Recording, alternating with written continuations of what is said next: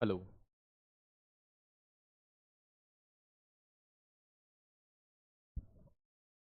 नमस्कार प्यारे दोस्त, मैं राहुल पालीवाल आप सभी का स्वागत करता हूं आपके अपने परिवार रोजगार वतन में। उम्मीद है आप सभी स्वस्थ मस्त और बहुत अच्छे होंगे। इंतजार था आपको कि कब आपके केमिस्ट्री की क्लास शुरू होगी। प्यारे दोस्त, सबसे पहले मैं आपको बताना चाहता हूं कि आज हम जो शुरुआत करने वाले हैं वो क्या पढ़ने वाले हैं।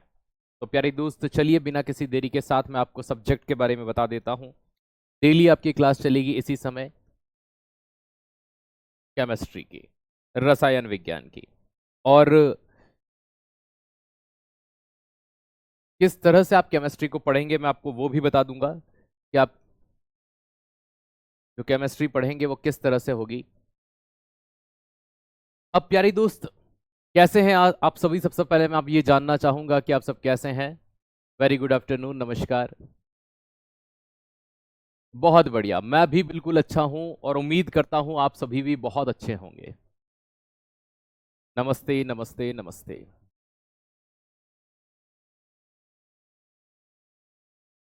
बहुत बढ़िया, गुड आफ्टरनून। दोस्त, अगर मैं आपको सबसे पहले नॉर्मली कुछ चीजें बता देता हूं कि केमिस्ट्री में हम क्या पढ़ेंगे। तो सबसे पहली चीज, अगर मैं केमिस्ट्री की आपसे बात करता हूं, दूसरी, देखो सबसे पहले पढ़ने का सीक्वेंस बताता हूं। मैं इस बार थोड़ा सा परिवर्तन कर रहा हूं क्योंकि समय है हमारे पास। समय है तो पढ़ने में क्या परिवर्तन किया जाएगा, क्या ऐसी चीजें की जाएंगी जिससे आप अपने आप को थोड़ा सा बेहतर बना पाए। देखो, पढ़ा तो हर बार जाता है ना, हर बार उस चीज को देखा भी जाता है। मैं आपको एक चीज यहां पर समझाना चाहता हूं। प्यारे दोस्त समझना, जैसे ही मैंने कोई टॉपिक करवाया, जैसे मान लीजिए आज का टॉपिक है, जैसे ही ये टॉपिक पूर्ण होगा, कंप्लीट होगा, नेक्स्ट डे है ना, जैसे ही नेक्स्ट दिन आता है, जो अगला दिन आता है, उस टॉपिक से रिलेवेंट जितने भी एमसीक्यू, मतलब ज्यादा नहीं, मल्टीपल चॉइस क्वेश्चन जितने भी हो सकते हैं, और साथ में कुछ प्रीवियस ईयर प्रश्न हो सकते हैं, इनको हम करने की कोशिश करेंगे। इससे ये होगा कि बहुत सी बार हम टॉपिक तो पढ़ते हैं, लेकिन हमें ये डर होता है कि मुझसे प्रश्न बनेंगे या नहीं बनेंगे। तो उन चीजों को हम यहां पर क्या कर लेंगे दोस्त, भरोसा रखना, सारी चीजें हम केमिस्ट्री में आपका जो डर है वो खत्म करने वाले हैं। केमिस्ट्री के बाद आपकी फिजिक्स शुरू होगी, तब तक के लिए आप नॉर्मली थोड़ा सा इंतजार करेंगे, वन बाय वन होगा। तो पढ़ेंगे कैसे? जैसे मान लीजिए जो टॉपिक चलेगा वो टॉपिक जैसे ही पूरा होगा, उस टॉपिक के अगले दिन आप रिवीजन करके आएंगे और आपके एमसीक्यू में करवाऊंगा। तो ये तरीका हम फॉलो अप करने वाले हैं। इसमें मैं प्रीवियस ईयर प्रश्न भी लूंगा, और कुछ प्रश्न मैं वो लूंगा जो आपके आने की संभावनाएं हैं। तो उम्मीद है ये चीजें आपको समझ में आ गई। कैसा है ये तरीका, मुझे बस इतना बता दो। अगर ये तरीका पसंद आ रहा है तो यस भैया लिख के बताना, है ना, कि हाँ भैया ये तरीका हमें पसंद आया। बताइए। ये तरीका जब से मैंने फॉलो अप किया है, मैं आपको बता नहीं सकता कि वास्तविकता में जो एक बच्चों का डेवलपमेंट था ना अपने अंदर, कि जो टॉपिक होते ही एमसीक्यू हो जाते हैं तो उनको मजा आ जाता है। बहुत बढ़िया। कम से कम हम अब पर टॉपिक के 20 प्रश्न करेंगे, जैसे ही वो टॉपिक हो जाता है उसके 20 एमसीक्यू मैं आपके पास लेकर के आऊंगा। एडब्ल्यू टीपीओ के लिए ये केमिस्ट्री तो देखो, ये तो नॉर्मली इतना तो आपको पढ़ना है, उसके लिए एक क्लास में अलग से लगाऊंगा। उसके लिए अभी लगाएंगे, उसके लिए थोड़ा सा समय है। एडब्ल्यू टीपीओ के लिए भी मैं लगाऊंगा। चलिए, बहुत बढ़िया, क्या बात है, मजा आ गया। तो आइए थोड़ा सा सिलेबस को डिस्कस कर लेते हैं, हम क्या पढ़ेंगे, देन हम आगे बढ़ते हैं। हम सिलेबस की सामान्य सी जानकारी एक बार ले लेते हैं कि हम किस तरह से पढ़ने वाले हैं। तो आइए दोस्त, सबसे पहले आज का जो टॉपिक मैंने दिया है वो सरलतम टॉपिक दिया है, ताकि आप और हम आपस में जुड़ जाएं और अच्छे से पढ़ें। तो फिजिकल एंड केमिकल चेंजेस।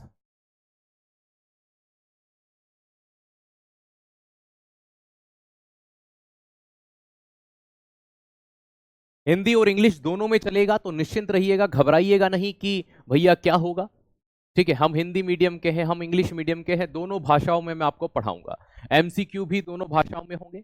तो भौतिक एवं रासायनिक परिवर्तन आपका पहला टॉपिक होगा। ठीक है, इस टॉपिक को हम पढ़ेंगे। दूसरा, क्लास के अंदर ही याद करने की कोशिश करेंगे।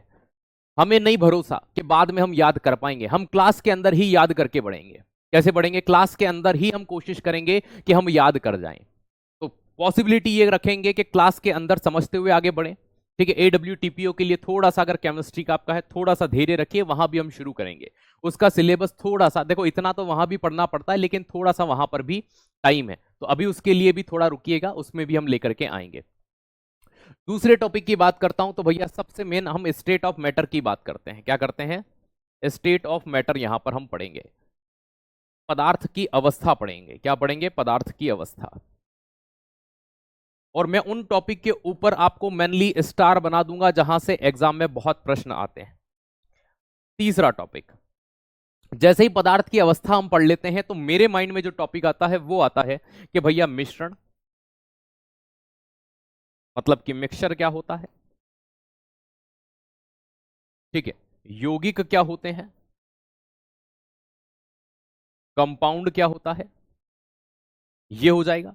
नंबर 4 पर हम यहां पर विलयन पढ़ेंगे, सॉल्यूशन पढ़ेंगे। क्या पढ़ेंगे? सॉल्यूशन पढ़ेंगे। ठीक है, तो विलयन पढ़ लिया, मिश्रण पढ़ लिया, यौगिक पढ़ लिया। विलयन में हम वही कोलॉइड वगैरह सारे डिटेल से पढ़ेंगे। मैं अभी सिलेबस डिस्कस कर रहा हूं, मैंने पढ़ाना शुरू नहीं किया है। ठीक है, देन इसके बाद अगर हम थोड़ा सा आगे बढ़ेंगे, जैसे ही नंबर 5 टॉपिक आता है आपका, ठीक है, तो एटम एंड मॉलिक्यूल पढ़ेंगे। एटम एंड मॉलिक्यूल की बात करूं तो हिंदी में हम कह सकते हैं परमाणु एवं अणु के बारे में, कि परमाणु क्या होता है और अणु क्या होता है। नंबर 6 जो हम यहां पर पढ़ने वाले हैं दोस्त, याद रखिएगा, है ना, एटम और मॉलिक्यूल पढ़ने के बाद हमारा सबसे मेन टॉपिक आता है यहां पर मेटल,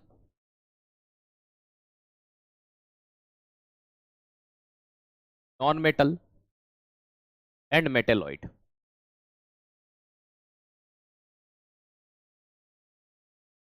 धातु, अधातु एवं उपधातु। धातु, अधातु एवं उपधातु को हम पढ़ेंगे। नंबर 7, जैसे ही धातु, अधातु, उपधातु आप पढ़ लेते हैं, फिर मैं आपको यहां पर पढ़ाऊंगा एक टॉपिक जिसे हम कहते हैं फॉर्मूला। ठीक है, सूत्र। अब इसमें आप क्या क्या पढ़ेंगे? तो भैया इसके अंदर आप केमिकल फॉर्मूले,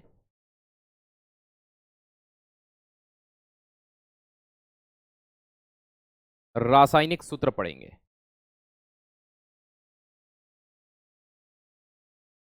आप इसमें मिश्र धातु पढ़ेंगे,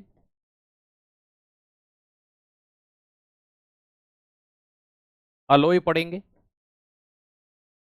और अयस्क अर्थात ओर पढ़ेंगे। ये 3 चीजें हम इसमें डिस्कस करने वाले हैं। ये 7वें नंबर का चैप्टर रहेगा। ठीक है, सारी चीजें डिस्कस करेंगे आपसे कि क्या चीजें होती हैं। देखो, अगर एग्जाम की बात की जाए, AWTPO को छोड़ दिया जाए, तो नॉर्मली आपके 2 से 3 प्रश्न देखने को आपको इजीएस मिल जाते हैं। लेकिन अगर पेपर का एनालिसिस किया जाए तो जो नंबर ऑफ क्वेश्चन होते हैं वो कहीं से भी आ जा सकते हैं। जैसे मान लीजिए किसी की पेपर में यहां से आ गया, किसी के पेपर में यहां से आ गया, तो आप ये मत समझना कि 2 नंबर के लिए हम इतना क्यों पढ़ेंगे। ठीक है, तो आइए मैं आपको सारी चीजें डिटेल से बता रहा हूं। अभी तो सिलेबस ही डिस्कस कर रहा हूं, एक एवरेज टाइम पीरियड भी बता देंगे कि कब तक पूरा हो जाएगा आपका सिलेबस, वो भी बता देंगे। इसके बाद में आपका टॉपिक रहेगा एसिड, बेस एंड सॉल्ट।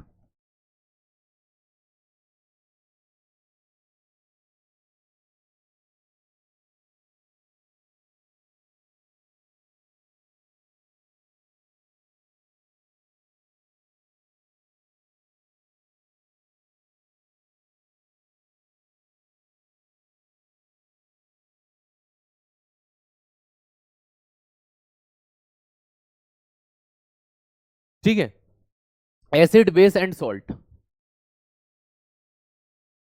अगर इसकी बात करूं तो इसे हम कहते हैं अम्ल, क्षार एवं लवण।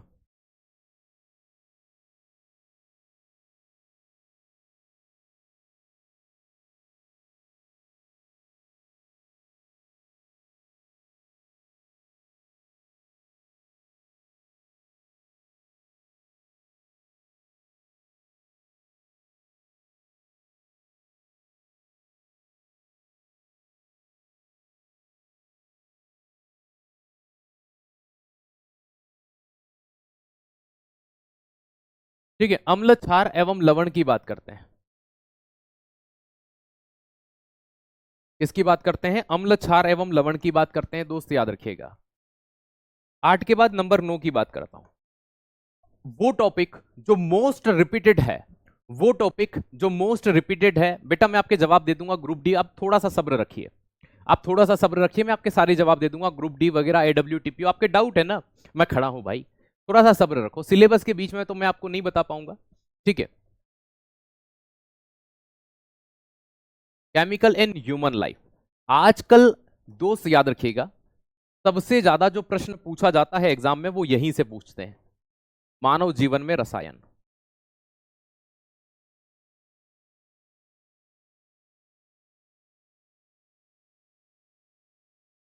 मानव जीवन में रसायन की बात करते हैं। 9 के बाद में 10 आती है आवर्त सारणी,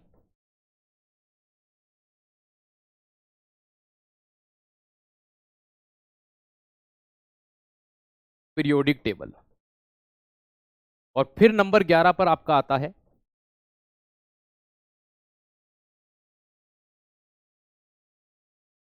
कार्बनिक रसायन,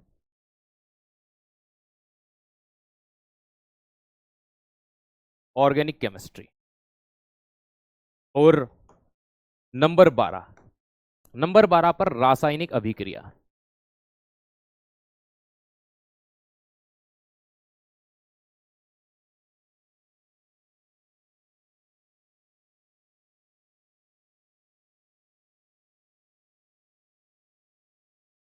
केमिकल रिएक्शन। हमें ये 12 टॉपिक करने हैं। कितने करने हैं? ये 12 टॉपिक हमें टोटल पढ़ने हैं। ठीक है, कितने पढ़ने हैं? ये 12 टॉपिक। देख लीजिए इन्हें अच्छे से। मैंने आपको यहां पर बताया सबसे पहले फिजिकल केमिकल चेंजेस, पदार्थ की अवस्था, मिश्रण, विलयन, 4 ये हो गए। परमाणु एवं अणु, धातु अधातु, फॉर्मूला, ठीक है, अम्ल क्षार लवण, मानव जीवन में रसायन, आवर्त सारणी, कार्बनिक रसायन, रासायनिक अभिक्रियाएं। ये टोटल टॉपिक आपको यहां पर पढ़ना है। तो मुझे नहीं लगता कि यहां तक कोई दिक्कत आपको होनी चाहिए। अब किसी के माइंड में आ रहा हो सर फ्यूल कहां पढ़ेंगे, ईंधन कहां पढ़ेंगे, वो सब मानव जीवन रसायन में जाता है। आपके माइंड में प्लास्टिक आ रहा हो, प्लास्टिक कहां पढ़ते हैं, वो यहां पढ़ते हैं, सीमेंट यहां पढ़ते हैं, वो सारी चीजें हम इस मानव जीवन रसायन में पढ़ेंगे। चलिए, अब जो बच्चे ये सोच रहे हैं क्या सर यहां से ग्रुप डी का साइंस कवर हो जाएगा, नहीं होगा। ठीक है, ग्रुप डी से यहां का हो सकता है, यहां से ग्रुप डी का नहीं होगा, दोनों के लेवल में डिफरेंस है। पहली चीज मैंने आपको क्लियर कर दी। दूसरी चीज, ये वाला जो पार्ट चल रहा है ये आपकी है ना एडब्ल्यू टीपीओ को छोड़ करके सभी, जितनी भी दिल्ली पुलिस या अगर मैं आपको कहूं कि जितनी भी एसएससी की एग्जाम है वहां सब जगह काम आ जाएगा। तो जो आपसे मुझसे डाउट पूछ रहे थे वो डाउट मैंने आपको यहां क्लियर कर दिया। दूसरी चीज, कुछ बच्चे ये पूछ रहे होंगे सर यहां से एनटीपीसी का साइंस कवर हो जाएगा, नहीं होगा, क्योंकि वहां का लेवल ज्यादा है। ऑब्वियसली बात है, वहां डीपली लेवल ज्यादा नहीं है, प्रश्न सरल आते हैं लेकिन बहुत विस्तार से पूछा जाता है। तो दोनों का एग्जाम का स्तर अपना अपना अलग अलग होता है, आप जानते हैं। तो दोनों जगह, हाँ, वहां से अगर आप ग्रुप डी पढ़ते हैं तो यहां का साइंस हो जाएगा, मैं ये कहता हूं। हाँ, यूपी पुलिस हो जाएगा आपका, एमपी पुलिस हो जाएगा, किसी अन्य स्टेट के पुलिस की बात करेंगे तो वहां की केमिस्ट्री आपकी पूरी हो जाएगी, आर्मी का भी हो जाएगा। ठीक है, उम्मीद है आपके सारे जवाब मैंने आपको दे दिए। अब हम बात करते हैं बिना किसी देरी के साथ में। बहुत बढ़िया, ठीक है, बहुत बढ़िया। चलिए, जवाब मिल गए आप सभी को? जवाब मिल गए, बहुत बढ़िया। हाँ, यूपी पुलिस का भी केमिस्ट्री हो जाएगा, इतना तो आपको वहां पढ़ना ही पड़ेगा, हो जाएगा। अदर स्टेट की बात करेंगे, बिहार का नहीं होगा, बिहार का नहीं होगा क्योंकि बिहार में 30 नंबर का आता है और वहां डीप आता है। तो उम्मीद है मैंने आपको लगभग जितने आपके डाउट थे वो सारे दे दिए। जीडी का भी इजीली आराम से हो जाएगा। ठीक है, जीडी का भी हो जाएगा, जीडी की भी केमिस्ट्री हो जाएगी, यहां से जीडी का हो जाएगा। एडब्ल्यू टीपीओ की केमिस्ट्री की क्लास अलग से लगाऊंगा, अलग से लगाऊंगा, अलग से लगाऊंगा, आप चाहें तो मैं लिख देता हूं यहां पर। तो उम्मीद है आपको सारे डाउट्स, आपके जवाब मिल गए होंगे मैंने जो आपको दिया। ठीक है, नर्सिंग असिस्टेंट की नहीं होगी दोस्त, याद रखिए। बिहार पुलिस का यहां से नहीं होगा, वहां थोड़ा और लेवल ज्यादा, 30 नंबर का साइंस है, इस तरह अलग है। ठीक है, प्रश्न पूछने के जो पैटर्न होते हैं वो अलग अलग होते हैं। आइए अब शुरू करते हैं, मैंने आपके सारे जवाब दे दिए। आज के टॉपिक की बात करें तो पहले नंबर का टॉपिक है आपका फिजिकल एंड केमिकल चेंजेस।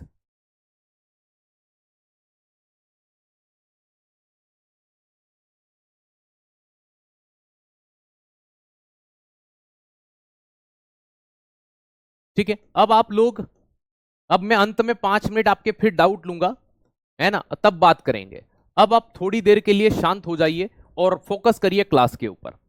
भौतिक एवं रासायनिक परिवर्तन, मैं जानता हूं कि आपने बचपन से एक चीज पढ़ी है, और वो क्या पढ़ी है? बचपन से एक चीज पढ़ी है, वो ये पढ़ी है कि जो पुनः उस अवस्था में लौट आए वो भौतिक परिवर्तन होता है। लेकिन दोस्त, मैं आपको कुछ ऐसे रूल पढ़ा दूंगा कि अगर आपने वो चीज उसमें ऑब्जर्व कर ली तो दोस्त यकीन रखिएगा, है ना, आपका 100% ये वाली चीज कभी भी गलत होने वाली नहीं है। सर हम कभी कभी कंफ्यूज हो जाते हैं, मोमबत्ती जलती है वो भौतिक है कि रासायनिक, कभी वो भौतिक मान लेते हैं, कभी वो रासायनिक मान लेते हैं, कभी दोनों मान लेते हैं। मैं क्या कह रहा हूं कि बस इंतजार करो, फोकस क्लास पे करो। अब 2 मिनट, 5 मिनट, 10 मिनट, 15 मिनट, अब कमेंट करना आप बंद कर दीजिए प्यारे दोस्त। अरे दोस्त, सिर्फ दिल्ली पुलिस में जितनी भी ब्रांच है आपकी, है ना, सिर्फ AWTPO को छोड़कर सभी में ये केमिस्ट्री काम में आएगी, आपके सभी में आएगी, तो घबराइए मत।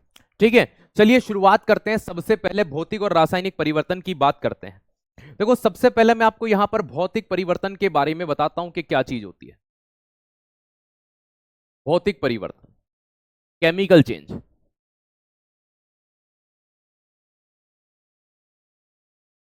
जब भी ये वर्ड आप बोलते हैं तो दोस्त एक चीज हमेशा याद रखना कि जब भी आप इस वर्ड को कभी देख लें कि भौतिक परिवर्तन वर्ड आया है, कभी कंफ्यूज नहीं होना, कभी भी कंफ्यूज नहीं होना, क्योंकि ये एक ऐसा चेंज होता है। चेंज मतलब परिवर्तन। देखो मैं आपको बहुत प्यारा उदाहरण देता हूं, आप समझ पाएंगे। वो कहते हैं ना कि मैं तुम्हारे लिए चांद तारे तोड़ लाऊंगा, मैं तुम्हारे लिए चांद तारे तोड़ लाऊंगा, तुम साथ देना मेरा जीवन भर, तुम साथ देना मेरा जीवन भर, तुम जो कहोगी मैं वो बन जाऊंगा। ठीक है, तो भैया ये जो व्यक्ति है ना, ये चाह रहा है कि इसके जीवन में कोई परिवर्तन नहीं आए, है ना, ये किसी दूसरे की ओर अग्रसर नहीं हो, वो एक ही को चाहता है। तो जो उसी अवस्था में बना रहता है वो भौतिक परिवर्तन। लेकिन जब स्ट्रगल का दौर आया, जब तुम्हारा बुरा दौर आया, वो छोड़कर पापा नहीं मानेंगे और वो शादी करके चली गई, मतलब उसने ऐसा परिवर्तन कर लिया कि वो वापस नहीं आ सकती, तो ये रासायनिक परिवर्तन है। मतलब कि जब भी कोई नया प्रोडक्ट नहीं बनता है, क्या नहीं बने, नया प्रोडक्ट नहीं बनता है दोस्त, याद रखिएगा, इसमें स्टेट बदलती है। क्या बदलती है? अवस्था बदलती है। तो पहला पॉइंट याद रखना, इसमें अवस्था बदलती है।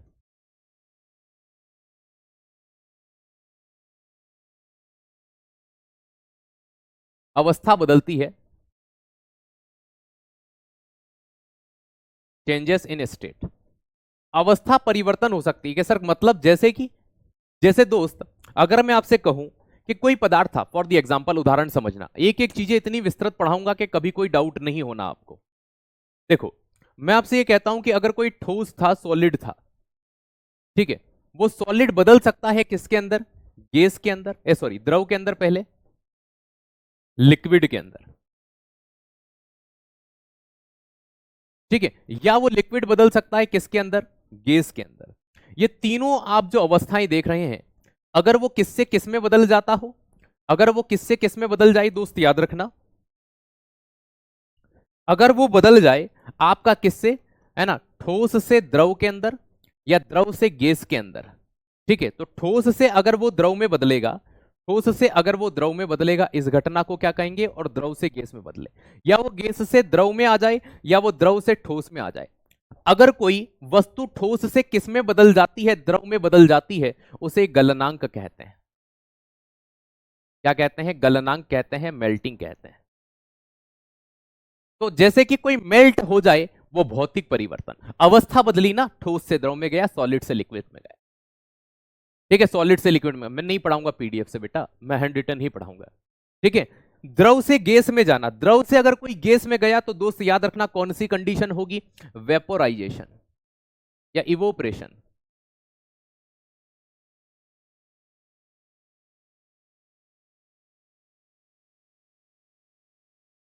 वाष्पीकरण।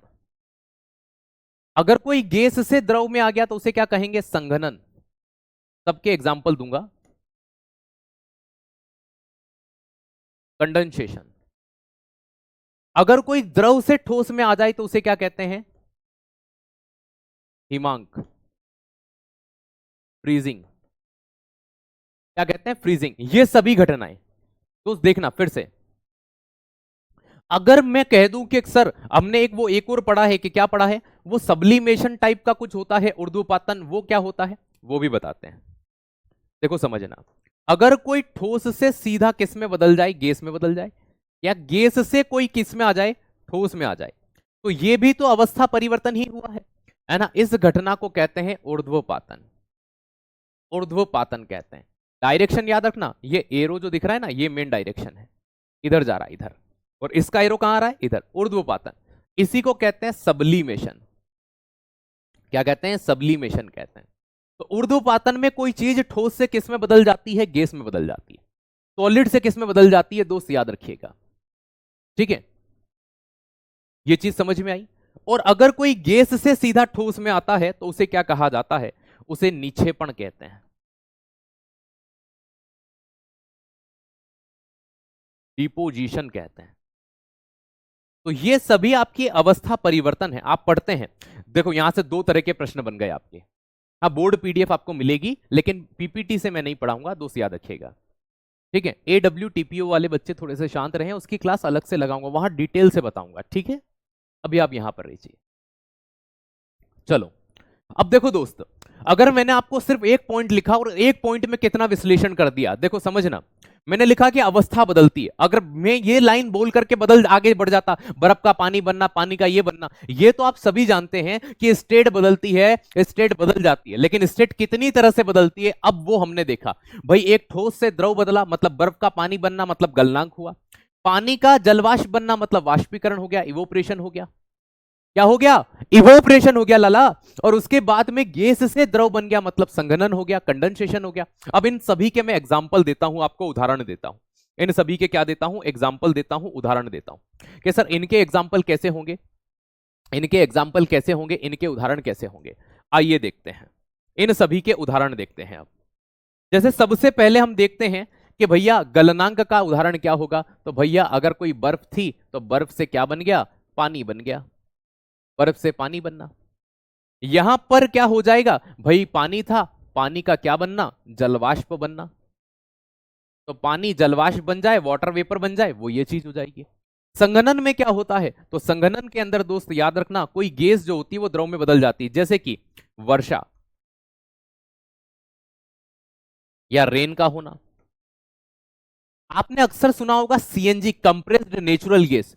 सीएनजी गैस होती है, उसको इतना प्रेशराइज किया जाता है कि वो लिक्विड में बदलने लगती है।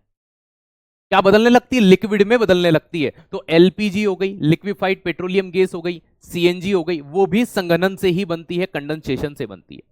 तो कोई गैस अगर द्रव में बदल जाए, उस घटना को संघनन कहते हैं। वर्षा होना संघनन के कारण ही संभव है। द्रव का ठोस में बदल जाना, द्रव का ठोस बदलना बड़ा इजी हो जाएगा भैया। जो पानी होगा वो पानी आपका किस में बदल जाएगा? बर्फ में बदल जाएगा।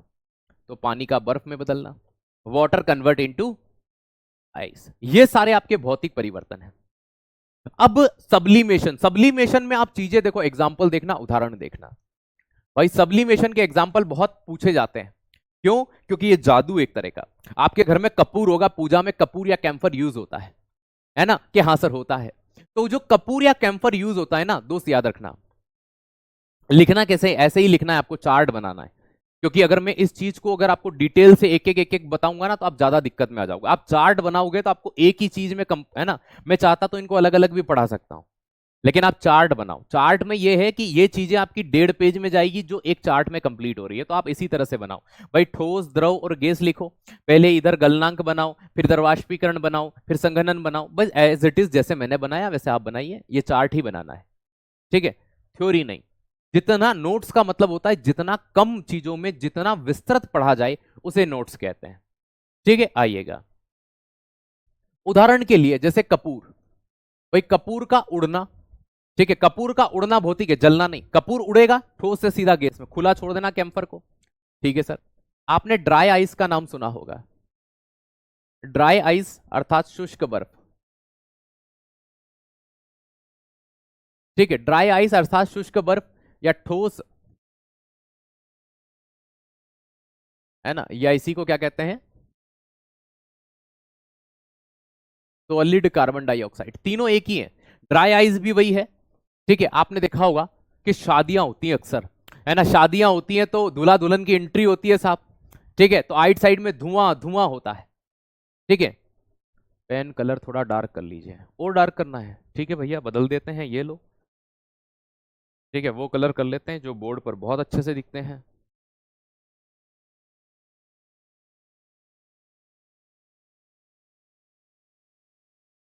आइए, वैसे ये सारे कलर बोर्ड पे इजीली दिख जाते हैं, वही यूज हो रहे हैं, ठीक है। अब यहां देखना, है ना? तो वो जो होता है ना ड्राई आइस, वो ड्राई आइस यही होती है जो धुआं धुआं होता है ना, ऐसा लगता है कि हम इंद्रलोक में साहब, अब हमारी जो उर्वशी है वो आ रही है, उससे हमारी शादी हो रही है। तो वो सारी चीजें यहाँ ये होती है।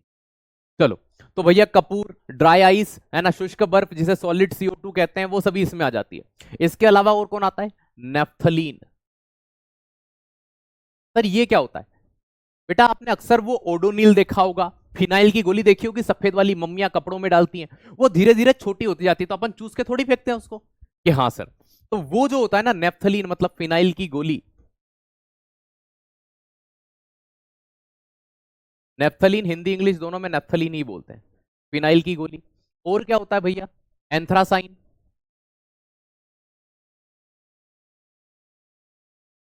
ठीक है। और क्या होता है? आयोडीन। और क्या होता है? एक और है ना, नोसादर। हिंदी में नोसादर, इंग्लिश में अमोनियम क्लोराइड।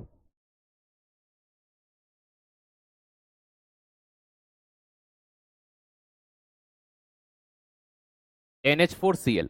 ये सभी वो एग्जाम्पल हैं जो एग्जाम में मोस्ट रिपीटेड रहते हैं, ठीक है, एग्जाम में मोस्ट रिपीटेड रहते हैं। तो ध्यान रखना, कपूर, dry ice, naphthalene, anthracene, iodine, नोसादर, ये सभी इसके अंतर्गत जाने जाते हैं। हाँ, टॉयलेट में भी यूज कर सकते हैं, बिल्कुल सही पकड़े हैं, अब समझ गए आप। अब देखो दोस्त, आपने इसको देख लिया, सर ये डिपोजिशन क्या होता है? डिपोजिशन वो घटना है, जैसे आप मुझे ये बताओ, आप में से किसान पुत्र कौन कौन है? आप में से किसान पुत्र कौन कौन है, जल्दी से कमेंट करके बताइए। किसके पिताजी है ना खेती करते हैं और आपने खेती के बारे में थोड़ा बहुत जानते हैं?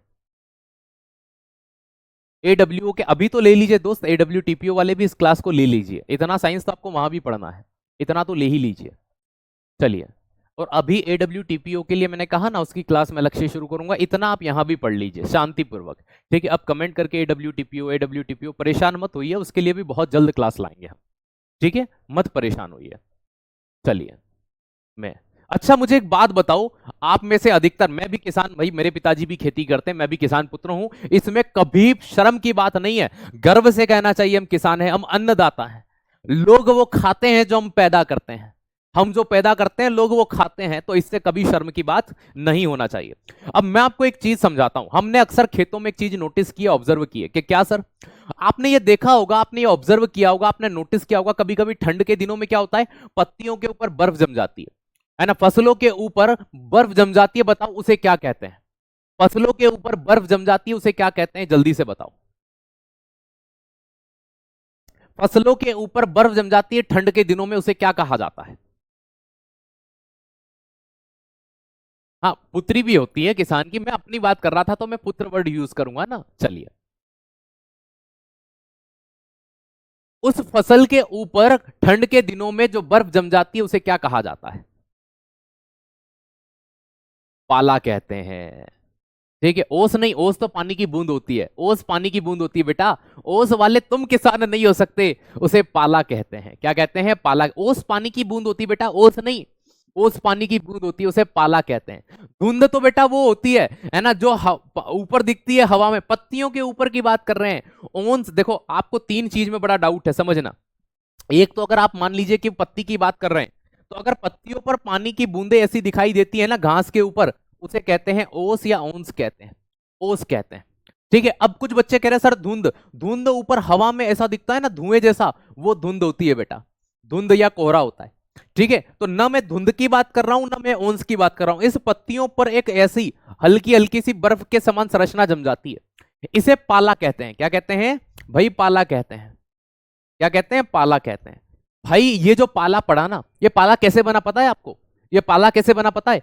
यही वो घटना है जो, याद रखना, डिपोजिशन या नीछेपन कहलाती है। मतलब कि वायु में जो जलवाष्प थी ना, जो जलवाष्प, वाटर वेपर थी, ये जलवाष्प क्या हुआ पता है? इतनी ठंड थी, इतनी ठंड थी कि क्या बताएं तुम्हें, इतनी ठंड थी, इतनी ठंड थी कि क्या बताए तुम्हें, वो जलवाष्प बर्फ में बदल गई। किस में बदल गई? बर्फ में। और उसने किसान की फसलें बर्बाद कर दी। इसलिए हम कहते हैं कि भैया ठंड में फसलें जल गई, वो जली नहीं भाई, उन पत्तियों के ऊपर जब वो बर्फ जम गई ना, इसके कारण क्या हुआ पता है? इसके कारण वो पत्तियां प्रॉपरली फोटोसिंथेसिस या वेपोराइजेशन या फिर इजीली श्वसन नहीं कर पाती हैं, तो ये वो चीज होती है। तो वो वायुमंडल में जो पानी था ना, वो पानी उन पत्तियों के ऊपर जैसे आया, वो जम गया बर्फ के अंदर। तो दोस्त ये जो घटना होती है ना, इसे क्या कहा जाता है? इसे नीछेपन या डिपोजिशन कहते हैं।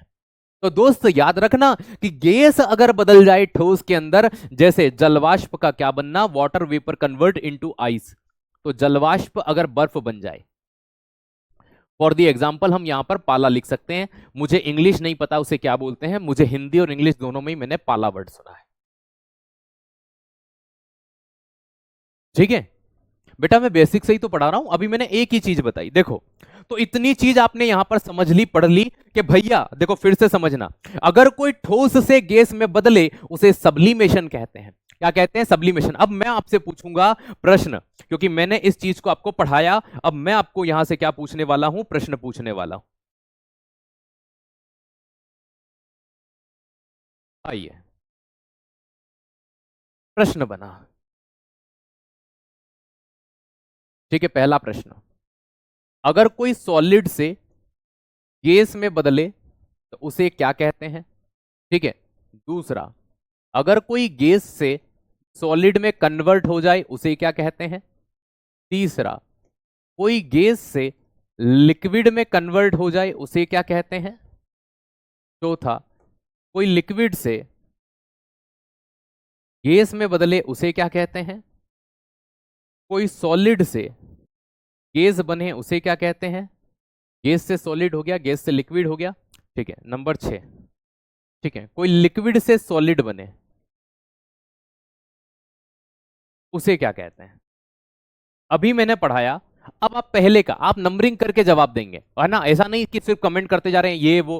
पहले का जवाब, अगर कोई सॉलिड से गैस बना, सॉलिड से गैस बनना क्या कहलाता है? सॉलिड से गैस बना, बहुत बढ़िया, सब्लिमेशन। सभी का जवाब आ रहा है कि सर इसे सब्लिमेशन कहते हैं। क्या कहते हैं? सब्लिमेशन कहते हैं, ऊर्ध्वपातन कहते हैं। बहुत बढ़िया, ऊर्ध्वपातन कहते हैं। चलो बेटा, दूसरा, कोई गैस से सॉलिड बना, गैस से क्या बना? सॉलिड बना, उसे क्या कहते हैं? जल्दी से कमेंट करिए। ये मैंने पढ़ा दिया बेटा, अब इसको तो मैं फास्ट पूछ सकता हूं ना, ये फास्ट पढ़ा रहे, फास्ट नहीं है, इसको तो फास्ट पूछ सकते हैं। बताइए। बहुत बढ़िया, निक्षेपण कहते हैं।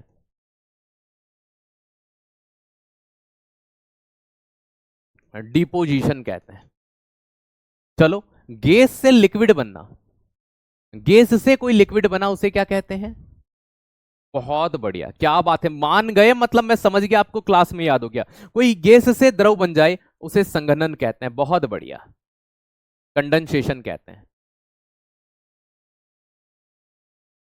चलो, कोई लिक्विड से गैस बने, बहुत, क्या गजब गजब, मान गए भैया, ये से जवाब आ रहे हैं ना। बस यही शुरू से अंत तक तुम ऐसे ही बने रहना।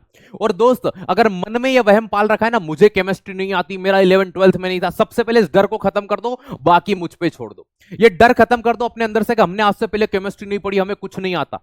आपको कुछ नहीं आता, लेकिन आपको क्लास में आना आता है, जो टीचर बता रहे हैं वो देखना आता है, वो पढ़ना आता है, बस इतना कर लेना दोस्त, बहुत है। मैं जो बताऊं वो करते चलना जी, ये माइंड से सबसे पहले निकाल देना मैंने केमिस्ट्री नहीं पढ़ा। भाई, कोई चीज लिक्विड से गैस में बदले, लिक्विड से गैस में बदले उसे वाष्पीकरण कहते हैं।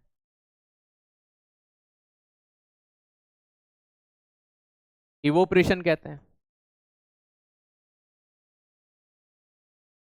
सॉलिड से गैस में आना, भाई सॉलिड से गैस में आना तो हो ही गया ऑलरेडी हमारा, सब्लिमेशन।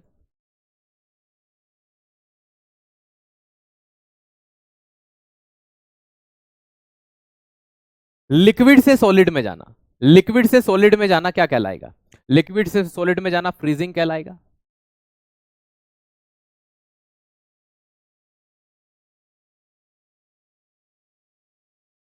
हिमांक कहलाएगा। गजब, मान गए दोस्त, मान गए, बहुत ही बढ़िया।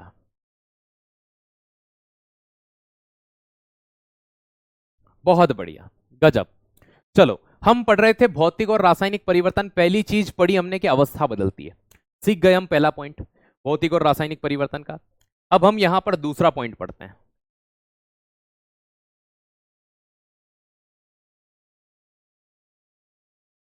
कोई नया उत्पाद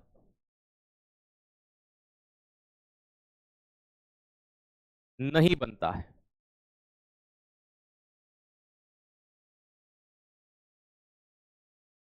do not formed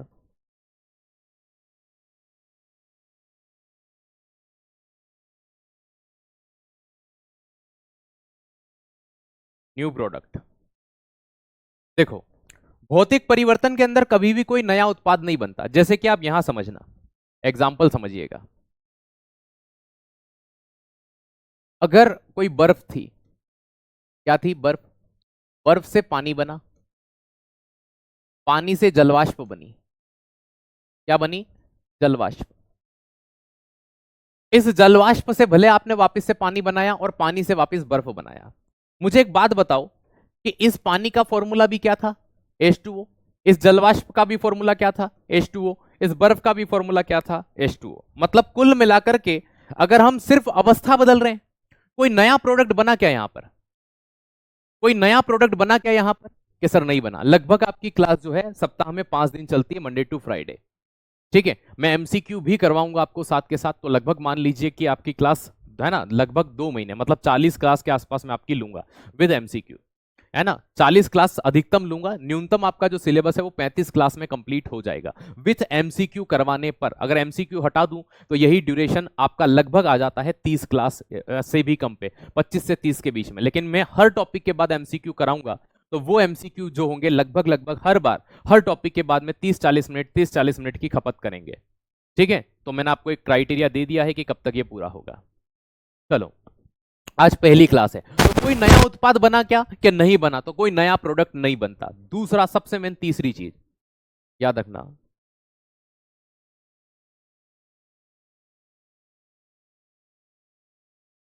no change in smell, test.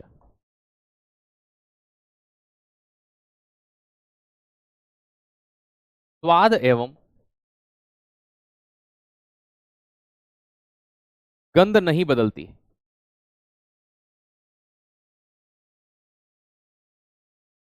कभी भी ये चीज ध्यान रखना, क्या नहीं बदलेगा यहां? स्वाद नहीं बदलेगा और गंध नहीं बदलेगी, स्मेल नहीं बदलेगी। सर स्मेल बदल गई तो? देखो, अगर जैसे दूध दही बन गया, दूध का दही बनना कौन सा परिवर्तन है? मुझे एग्जाम आप बताओ कमेंट सेक्शन में, दूध का दही बनना कौन सा परिवर्तन है? कि सर जब दूध था, ये समझना, अगर दूध बदल गया किसके अंदर? दही के अंदर, तो दूध का दही बना। तो मुझे एक बात बताओ कि दूध ज्यादा खट्टा था कि दही ज्यादा खट्टा था? दूध ज्यादा खट्टा था कि दही ज्यादा खट्टा था? क्या सर दही ज्यादा खट्टा है? क्या दूध और दही दोनों के टेस्ट में स्वाद में अंतर है? कि हाँ सर अंतर है, बिल्कुल है। जब दोनों के टेस्ट में अंतर है, दोनों के स्वाद में अंतर है, मतलब कि जब जब स्वाद बदलता है तब तक रासायनिक परिवर्तन होता है। भौतिक परिवर्तन के अंदर ना तो कभी टेस्ट बदलेगा, न कभी स्मेल बदलेगी। न कभी टेस्ट बदलेगा, न कभी स्मेल बदलेगी। सर स्मेल, जैसे मैं आपसे कहता हूं कि फल सड़ गया है, फल का सड़ना कौन सा परिवर्तन है? तो दोस्त याद रखना, इस चीज को कहते हैं गुण नहीं बदलते। क्या नहीं बदलते? गुण नहीं बदलते। तो नोट चेंज इन प्रॉपर्टीज, तो मैं ये भी कह सकता हूं नंबर 4 कि नोट चेंज इन प्रॉपर्टीज।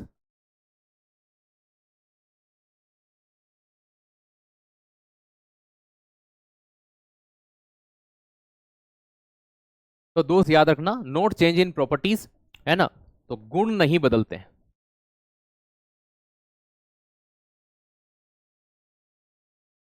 देखो, आकार बदल सकता है, शेप बदल सकता है।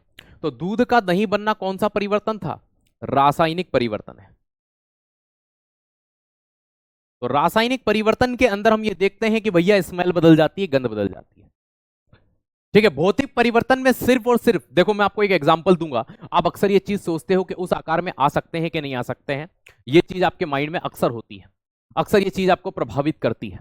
आइए मैं समझाता हूं। ये चार आपने पढ़े, ठीक है। मैंने देखो पहले नंबर दूसरे नंबर पे बताया एक नया उत्पाद नहीं बनता, कोई भी न्यू प्रोडक्ट नहीं बनेगा। जैसे दूध से दही बनना एक नया प्रोडक्ट था, ऐसा नहीं हुआ। अगला दोस्त, नो चेंज इन स्मेल और टेस्ट, कभी भी स्वाद और गंध नहीं बदलती। जैसे फल सड़ जाए, सब्जी सड़ जाए, तो ये सड़ना एक प्रकार का केमिकल चेंज होता है। नहीं बदला ना, नहीं बदला मतलब सिंपल सी बात है, याद रखिएगा कि वो क्या है? फिजिकल है। और अगर इनमें चेंजेस हो गया तो वो केमिकल चेंज है।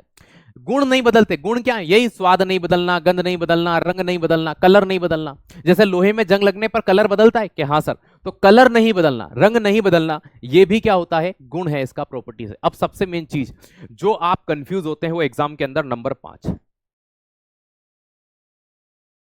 दोस्त याद रखना, आकार बदल सकता है।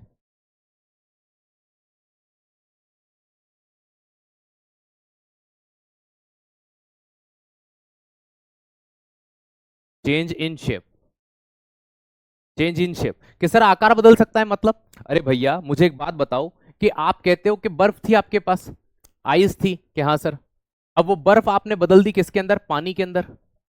तो मुझे एक बात बताओ कि जो पानी है और जो बर्फ है आपका, अब बर्फ का अपना एक आकार होता है भाई, ये सॉलिड है और ये लिक्विड है, तो भैया इन दोनों के आकार बदले कि नहीं बदले? कि सर बदले, आकार बदल सकता है, आकार बदल सकता है दोस्त, याद रखिएगा। तो यहां पर क्या हो रहा है? आकार बदल सकता है। अब देखो यहां पे जो प्रश्न होता है, मैं आपसे क्वेश्चन पूछ रहा हूं,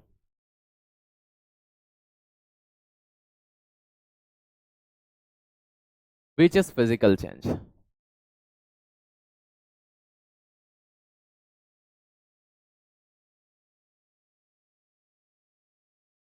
कौन सा?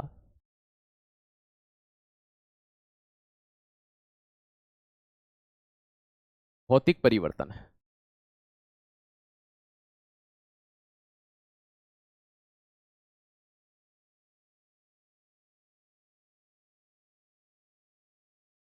कागज का फटना,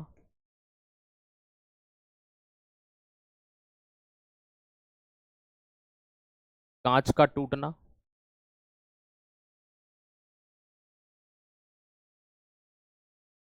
प्लास्टिक का मुड़ना, और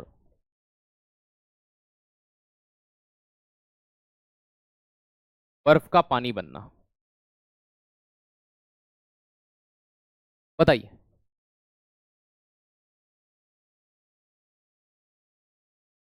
क्या सही जवाब होगा?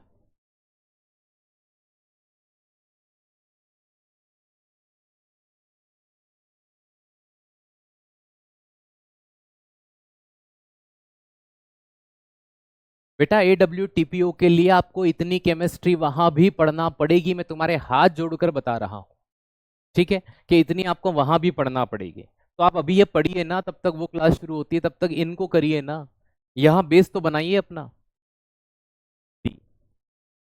देखो बच्चों, ठीक है, अगर मैं कहूं कि यहां पर मैंने अभी एक ऑप्शन कम डाला है, ई, ऑल ऑफ दिस,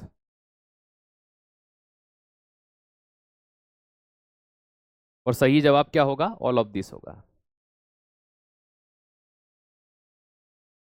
अब देखो मैंने क्या कहा, रघुकुल रीत सदा चली आई, देह रटा, है ना, रट्टा आपने इतना रटा, लेकिन इस पॉइंट को समझा नहीं। आकार बदल सकता है बेटा, आकार बदल सकता है। देखो समझना कैसे, समझना कैसे, कागज का फटना, एक कागज लेकर फाड़ दिया, क्या कागज के गुण बदले? मुझे एक बात बताओ, क्या कागज के कोई नया उत्पाद बना, न्यू प्रोडक्ट बना? कि सर नहीं बना। क्या उसका कोई गुण बदला? कि सही नहीं बदला। कागज के दो ही तो टुकड़े हुए ना, तो कागज को फाड़ना, पन्नी को फाड़ना, कपड़े को फाड़ना, भौतिक परिवर्तन होगा। मोम के दो टुकड़े कर देना, भौतिक परिवर्तन होगा, फिजिकल चेंज होगा। क्या होगा? फिजिकल चेंज होगा। तो भैया भौतिक परिवर्तन है। कागज फटा है बेटा, दो टुकड़ों में बटा है, कागज फटा है, दो टुकड़ों में बटा है, भौतिक परिवर्तन होगा। आई बात समझ में? दूसरा, कांच का टूटना, मुझे एक बात बताओ कि कांच टूट गया तो क्या कोई नया प्रोडक्ट बन गया? कि नहीं सर, बड़ा कांच था, छोटे टुकड़ों में बट गया। तो कांच का टूटना भौतिक परिवर्तन है। आप लोगों के माइंड में पता है यहां पर आपने इनको क्यों गलत किया?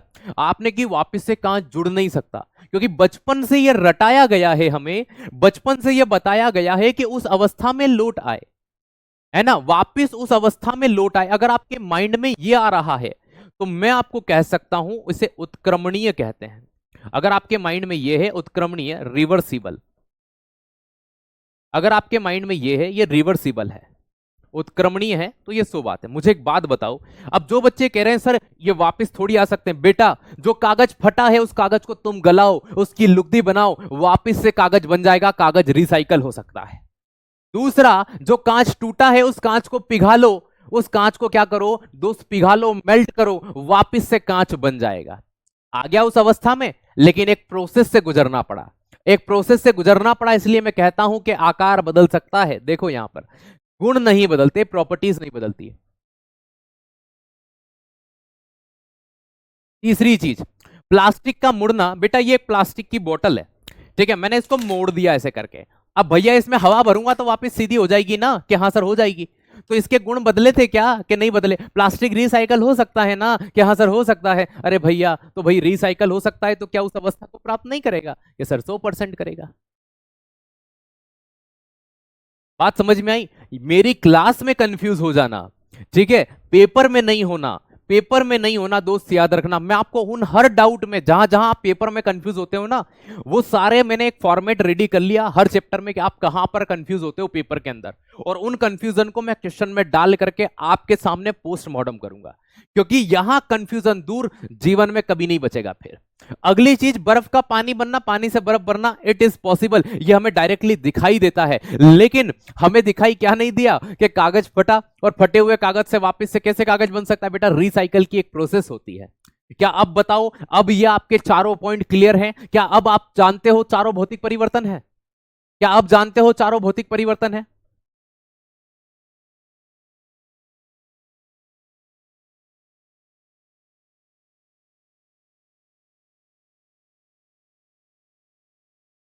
क्या अब आप जानते हो?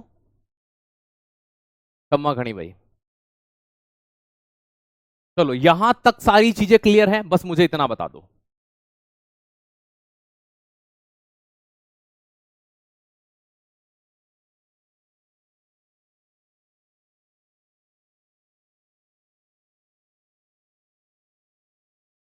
बहुत बढ़िया।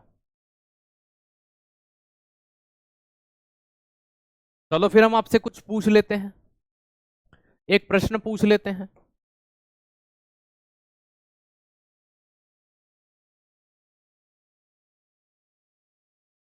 कपूर का जलना कौन सा परिवर्तन है?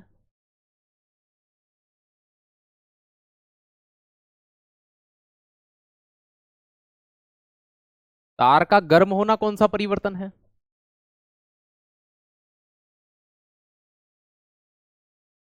दो ही पूछते हैं, ज्यादा नहीं।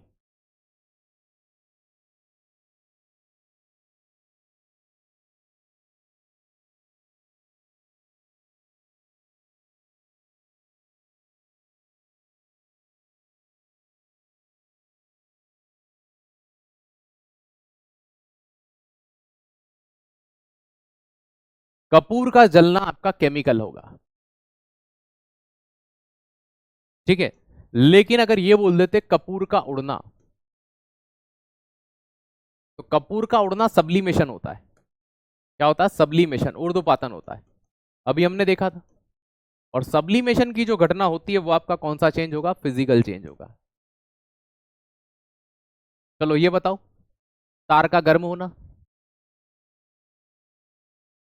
सेकंड वाले का बताओ।